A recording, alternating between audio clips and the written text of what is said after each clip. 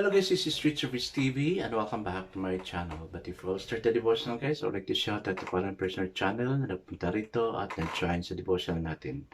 Shout out and God bless to IB Vlog, Francis Lyco, Carl Ang TV, Yans TV, SSC TV of Korea, Juna Salundaga, Heart Ponsalan, Retro Vlog, Vlog, Honey Love, Michael Aborita, Mabildo Cosin, Barashel Imbodo, Nimpa Amotin, Grits Figueroa, 24/7, Ping Bertolpo, Pamilya Alagan Channel, and even to those who not join us during the premiere but still nagpunta pa rin dito para manood at makinig sa devotional. God bless us all, guys.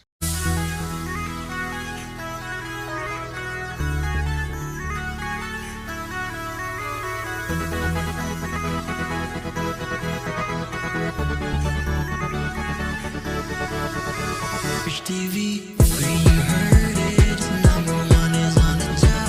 Good advice is will never stop. Rich TV, where you heard it, number one is on the top. Good advice is will never stop. Hello guys, it's Sunday. Then, sana nakapagsimba tayo sa mga churches natin. Then, I'll ask you a question. What lesson did you learn from God's preaching today? Sana guys, may na-learn tayo, no? And then, let's apply it also to ourselves. Same way with us here in our devotional. Sana may lesson tayo nakukuha. Ma-apply natin sa sarili natin. So, we will grow with God and in God.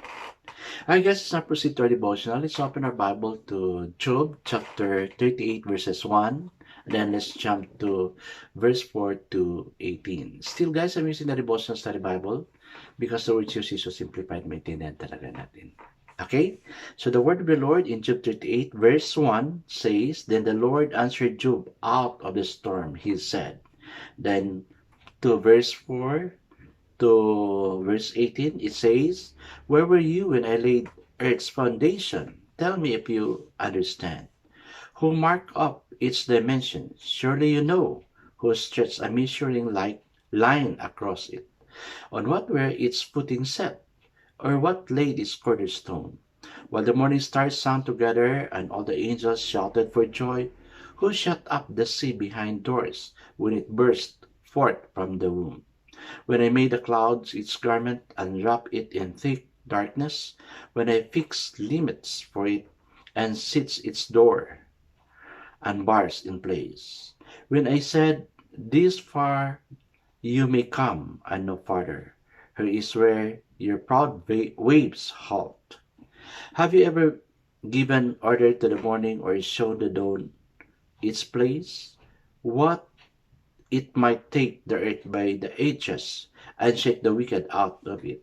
The earth takes shape like clay under a seal. Its features stand out like those of a garment. The wicked are denied their light, and their upraised arm is broken. You have journeyed to the spring of the sea, or walked in the recesses of the deep. Have the gates of death been shown to you? Have you seen the gates of the shadow of death? Have you comprehended the vast expanses of the earth? Tell me if you know all these things. Amen and amen. I guess let's not pray.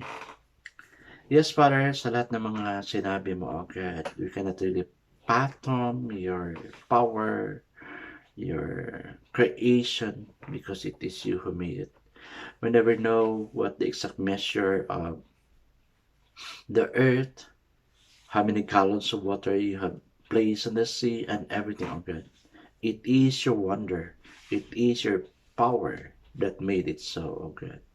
Lord, thank you that we just know you, and teach us to know you more deeply, oh Lord God. Bless us even as we move on to devotional, that we may all grow physically, mentally, emotionally, financially, and above all, spiritually, oh God. Bless each one nandito ngayon, oh God, na nakikinig. May we end this evening na manututunan kami na ma-apply namin sa sarili namin. Bless us, oh God, and even the family we are representing. Yes, Lord, we commit all these things to you. In this name we pray. Amen and amen. I guess our focus verse for this evening is found in Job 38 verse 4 and it says, "Where were you when I laid earth's foundation?" Wala pa tayo dyan, di ba? Wala pa tayo dyan. Nobody knows. Even Adam and Eve is not yet present during that time. Okay, so the title of our devotion for this evening, guys, is God's Amazing Creation.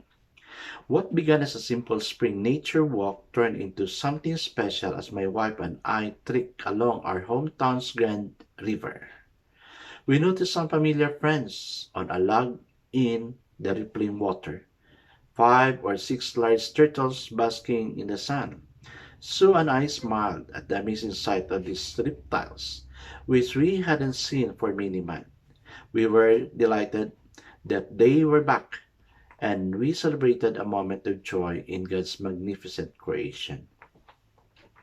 God took Job on a quiet nature walk in chapter 38.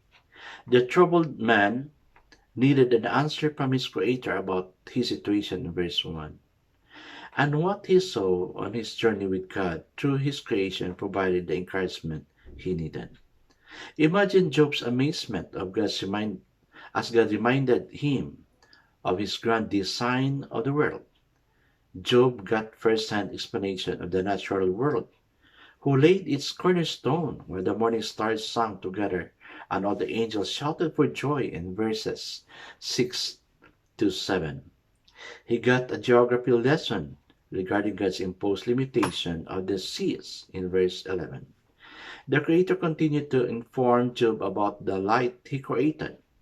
Snow he produces, and rain he provides to make things grow in verses 19 to 28. Job even heard about the constellations from the one who flung them into space in verses 31 to 32. Finally, Job responded, "I know that you can do all things," in chapter 42, verse 2.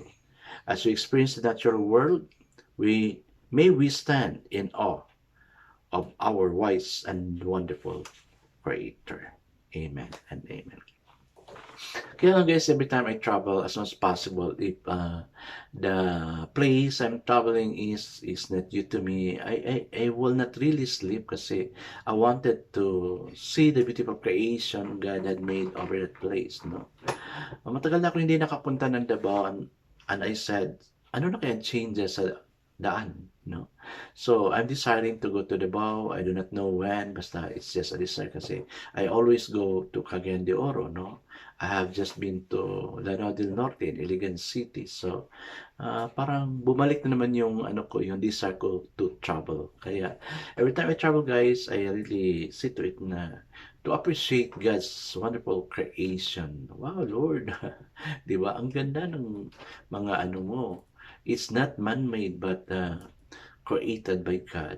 No, may mga resorts na mga beautiful scenes na nakikita natin but it's man-made. Pero mas maganda pa rin ang yung natural beauty. Ito nasa likod ko sa Keukenhof, it was really the most beautiful place I have been into, no?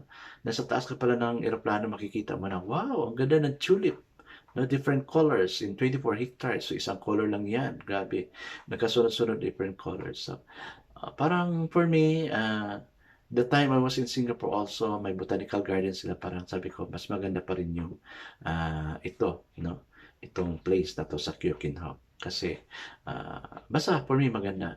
So, when you say maganda, parang sabi ko, kasi may kasama na ako na, parang hindi ka na-enjoy. Kasi nakakompare ko na yung But, I still appreciate God's creation. No? That's one thing. Ikaw, I appreciated you because, wow, sabi ko, Lord, maski yung mukha ko, sabi ko, paano kaya ako ginawa ni Lord? Di ba? Nobody can make what God has made. Kaya, let's appreciate, no? Ano yung nagawa ni Lord at ginawa niya at gagawin pa sa atin. I guess let's now proceed to the question. How can nature bring you closer to God? Yun na. I would always sing, in my heart lang, deeply lang, how great thou art. Amazing grace. Wow, it's really amazing how God made it all. Second question, how does it remind you of His great creative power and love? Yes. Ikaw, makakagawa ka ba ng plant? Makagawa ka ba ng yung kahoy na yan? No? Nobody except God. So, dyan pinapakita ni Lord kung gaano siya ka-powerful. Kasi very amazing yung creation niya talaga. Nobody can make another earth other than God. Nobody can make water other than God. Nobody can make air other than God. Nobody can make any person other than God. I guess let's now pray. Dear God, thank you for creating such a magnificent, diverse, fascinating world. Help us to appreciate your workmanship and realize that you are in control. Amen and amen. Yes, guys, our God is so amazing. He can create everything. God bless us all, guys, because I know God surely bless us 10 times better. This is again Rich TV. Kita-kita tayo mula sa muli. Paalam!